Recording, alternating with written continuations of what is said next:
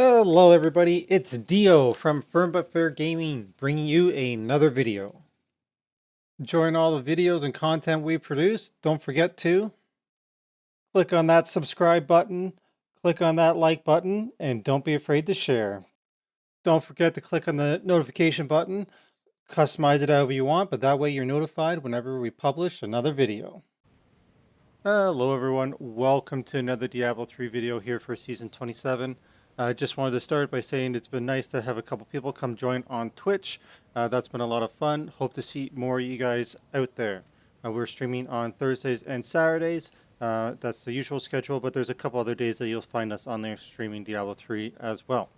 But enough about that. The reason that we're here. So we are looking at the monk today, and we are looking at the Legacy of Dreams monk.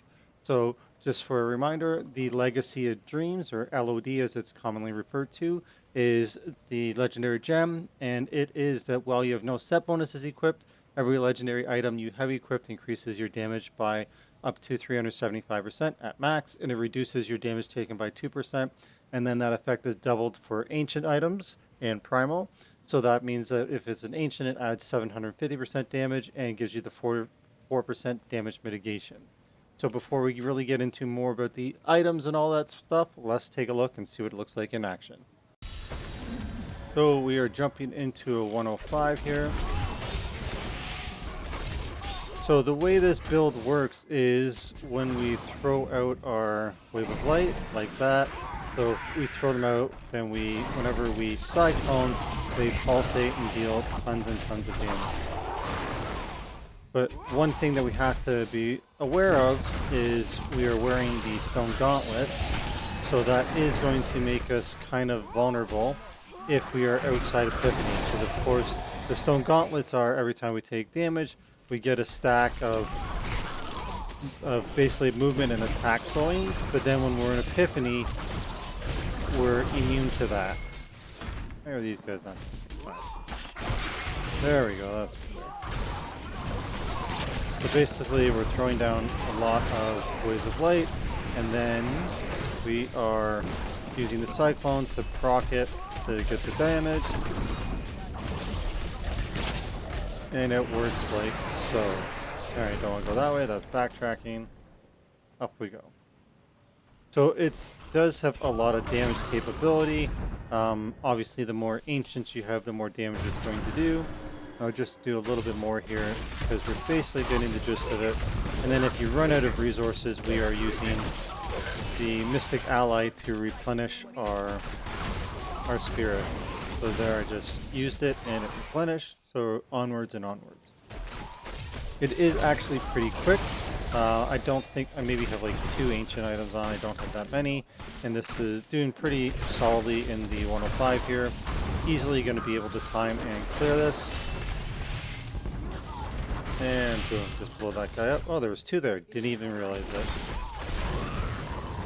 This does have some 150 potential. There are people who, obviously the Paragon is much higher than mine, and they've been able to clear the 150s, so it does have lots of endgame potential for sure. Okay, I think this is enough. Oh, we're only 3 minutes in here. Kind of having almost too much fun blowing everything up here. Just look at that. Obviously, the higher you go, you won't be able to one-shot as much stuff, but the mechanics are all the same here. Throwing down a bunch of Waves of Light, cycloning, causing them to explode, using the Mystic Allies when we want to get more spirit, and so on and so forth. Boom. Actually would work pretty solidly as a farm for sure.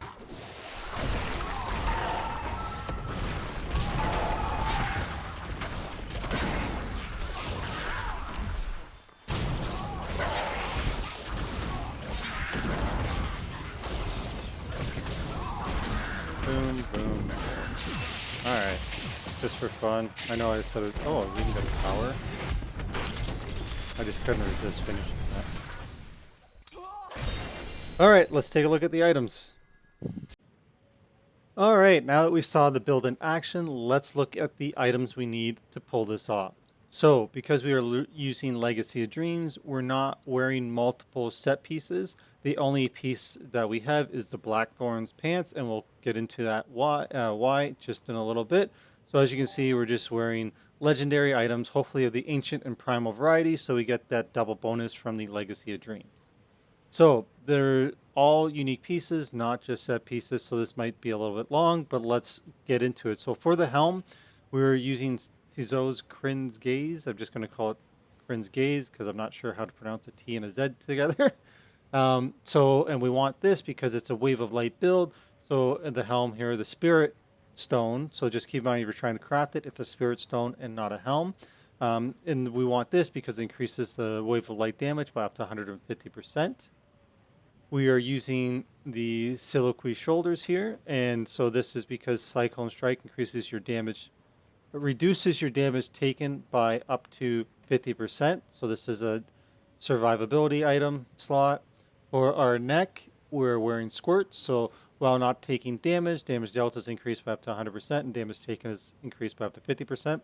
So down at the bottom here, you can see the squirt buff. So it's at 10. So each stack is worth 10% damage done and 5% damage taken. And with the Ascension here, Serenity Ascension, we are immune for 4 seconds. So like we have a really strong chance of keeping squirts up at all times. For our chest piece, using Cinder Coat. And so the reason that we're using Cinder Coat is it's going to reduce the resource cost of fire skills, which our Wave of Light is going to be, as well as it has the elemental affix there of fire skills deal 19% more damage. You'll notice that there's going to be a theme for that. So we want fire on everything because we're also going to be using Stone of Jordan, which is also going to have some fire skills. So basically we're stacking that with the COE and everything to deal massive fire damage. For our gloves, we're using the stone gauntlets. So getting hit increases our armor by 50%, but reduces our move and attack speed, and that can stack up to 5 times. So that's going to give us some armor, but the downside is that we can become immobile. So that's why we need to keep Epiphany up at all times, because it ignores the slow aspect of the gauntlets. And then this is also the item that I sanctified because I could basically I want to do more with this because I could continually sanctify this to get like a quad roll, which will be crit, cooldown, and then either attack speed or area, whatever I want. So that would be ideal here. I just quit when I got to this, but that is one option there as opposed to sanctifying a weapon. For our belt, we are using the Witching Hour. So because this is the highest DPS belt, so because it's got attack speed as well as crit on there, so we want that. And then actually got lucky and got these bracers. So we're using Pinto's Pride. So it is going to have the unique affix here of Wave of Light. Also slows enemies by 80% and for 3 seconds, and deals 150% increased damage. For our rings, as I said, we're using Stone of Jordan. So as you can see, I got fire on here. And then, of course, Stone of Jordan is each of your elementals damage bonus is equal to your highest static elemental bonus to skill. So that is pretty sweet there. We're just stacking the fire there. Then Blackthorn's Jousting Mail. So these are the only set item or piece, if you will. So, and the reason we're using this is, of course, because Blackthorns has the elemental affix on it as well. So there we have fire skills deal 17% more damage. So that's pretty sweet there. And then, of course, we're using Convention of Elements. So we're going to gain up to 200% increased damage to a single element for 4 seconds. So as you can see here, it's rotating through here. And then our big burst window is going to be fire. For boots, we are using the Mystic Ally. So summons 2 allies to fight by our sides. These 2 people, they deal increased damage, but really it's just a round out. We want the spirit regeneration that it gives us for our spamming Wave of the Light. For our weapons, we are using the Rabid Strike here. So Spirit Spenders that teleport you while Epiphany is active are also mimicked on nearby targets with up to 450% free damage. And then we're also using Kairoshiro's Blade, increase the damage of Wave of Light by 150%. And when the initial impact is on 3 or fewer enemies, the damage is increased by up to 250%. So obviously my gear here, if you look at it, I have only couple ancient items. So I got one sanctified, so that'll count as ancient. Primal here, so that's ancient, ancient. So yeah, not a lot of ancient items, and I still flew through that 105 in just over 3 minutes. So it has lots of potential, especially once the gear is, if I get some ancients as well as augmenting it, it will be great. Taking a look at the legendary gem. So the 3 gems that we'll need for pushing are Bane of the Stricken. So each attack you make against enemies is increased by a certain percent, and that stacks. And then at rank 25, we gain 25% increased damage against bosses and Rift Guardians. And then also we are using Enforcers, which increases the damage of your pets, and then our pets take less damage. So that's going to help with our Mystic allies, and these count as pets, so we're going to also get the bonus damage from there.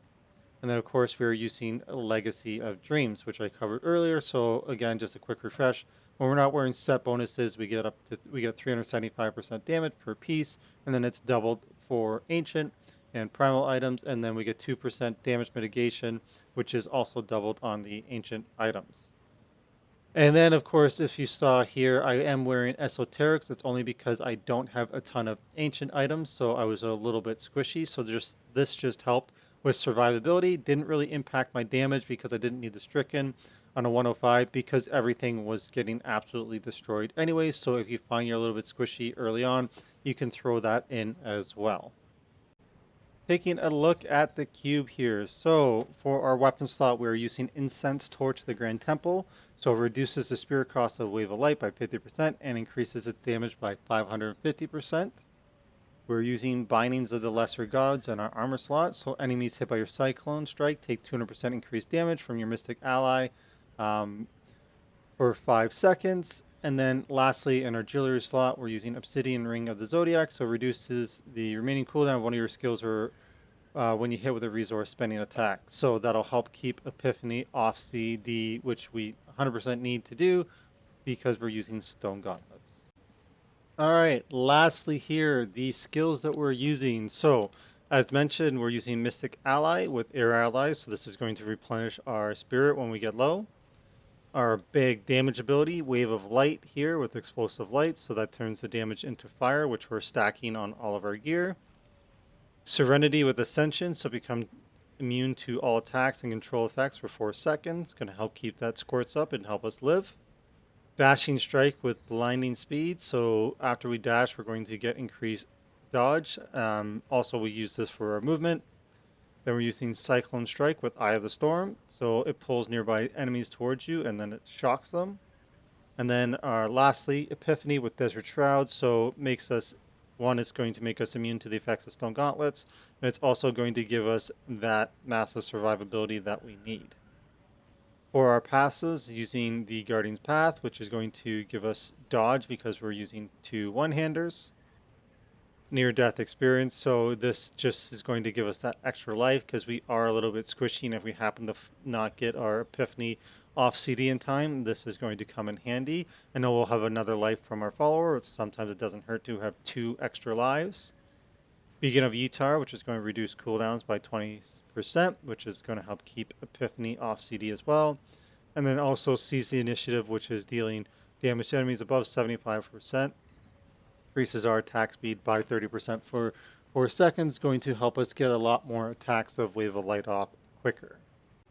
So this brings us to the end of the video. If you have any questions or comments, please let me know. I'll do my best to answer them. This is a fun build. It is a little bit squishy at the start, especially when you don't have ancient items and Paragon to help boost your survivability.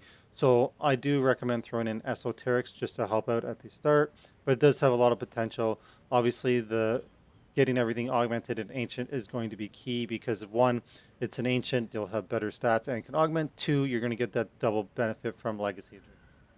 All right, enough for me. If you have any questions or comments, like I said, let me know. I'll do my best to answer them. As always, we appreciate likes, shares, and subscribe, so please click those buttons. And of course, you can find us on Twitch, streaming Thursdays and Saturdays, but you might find us other days in the week as well. So I hope you enjoyed the video, and until next time, I hope to see you on Twitch or see you at the next video.